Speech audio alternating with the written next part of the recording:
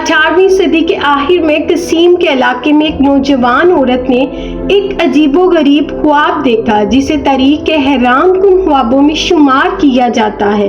اس نے خواب میں دیکھا کہ وہ جامع مسجد محراب میں پیشاب کر رہی ہے، لیکن اس خواب کا سب سے حیران کن پہلو اس کی تعبیر تھا جو بعد میں ہوا۔ وہ نہایت دلچسپ تھا۔ 1985 میں قصیم کے انیزہ علاقے کی اس عورت نے یہ خواب دیکھا کہ وہ نئی شادی شدہ تھی۔ اس کی شادی کو صرف چند ماہ ہی ہوئے تھے۔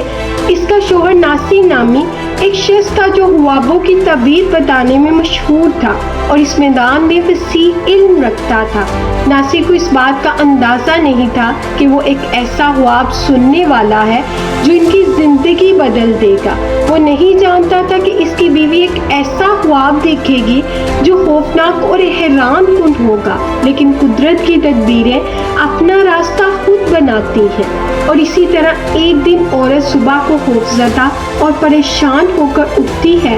اس نے خواب میں دیکھا تھا کہ وہ مسجد کے محراب میں پیشاب کر رہی ہے، جو ایک نہایت ڈراؤنا خواب تھا۔ بڑی جامع مسجد میں اور خاص طور محراب میں یوں کرنا اس خواب نے اسے گھنٹوں تک سوچنے میں مجبور کیا، اور وہ یہ فیصلہ نہیں کر پائی کہ آیا اسے اپنے شوہر ناصر کو یہ خواب بتانا چاہیے یا نہیں۔ بلاخر اس نے فیصلہ کیا کہ وہ اپنے شوہر کو خواب سنائے گی۔ خدا سے دعا کی کہ تعبیر خیر کی ہو۔ جب ناصر نے اس خواب کو سنا تو وہ حیران ہو گیا اور اس کی آنکھوں میں آنسو آ گئے۔ اس نے اپنی بیوی سے کہا کہ تمہارا بیٹا ہوگا جو جامع مسجد کا امام بنے گا۔ یہ سن کر اس کی بیوی خوشی سے رو پڑی اور اس کا دل سکون پا گیا۔ چند سال گزرنے کے بعد 1989 میں اس عورت کے ہاں بیٹا پیدا ہوا جس کا نام عبد الرحمن رکھا گیا۔ عبد الرحمن نے قرآن پاک یاد کیا اور 11 سال کی عمر میں حفظ مکمل کر لیا۔ پھر اس نے اپنے شہر کے علماء سے علم حاصل کیا اور مختلف فنون میں مہارت حاصل کی۔ عبد الرحمن جب 23 سال کا ہوا تو خود بھی تدریس کرنے لگا اور طلباء کو تعلیم دینے میں مصروف ہو گیا۔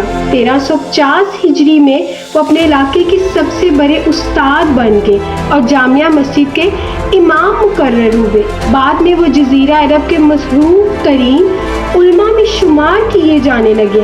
آج ان کی متعدد تصانیف کئی زبانوں میں ترجمہ کی جا چکی ہیں، جن میں سب سے مشہور تفسیر السعدی ہے جو قرآن کی تفسیر پر ان کی اہم ترین تصنیف ہے۔ شیخ عبد الرحمن سعدی کے شاگردوں میں مشہور عالم شیخ محمد آسمین بھی شامل تھے۔ اللہ ان تمام علماء پر رحم فرمائے اور ان کے علم سے فائدہ اٹھانے کی ہمیں توفیق عطا فرمائے۔ آمین۔